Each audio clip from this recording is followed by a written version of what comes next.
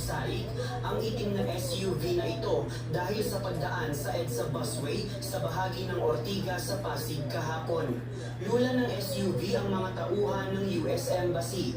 Hinihingi ng Saik ang lisensya ng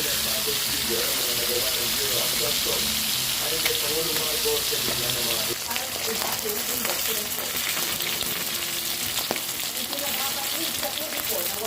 sa pagitan ng mga Duterte at Marcos ang kanila hakbang. Malinaw na mayroong immune ang nangyari. Pagkat siya ito rin nagpupulo yung draft ng doble, kinakailangan kandidato ang mga panuntunan ng pangangampanya. Mula Enero hanggang Hunyo ngayong taon, magkakaroon ang bagong ID ng security features tulad ng compliance to ID7. lang. Sa isang motocross event sa barangay na agad namang inassess ng team at nilapatan ng paunang lunas. Sa Cleperos, Parang defense. Nakal ng 8 tips para makuha ang kampiyonato ngayong UPL Season 3.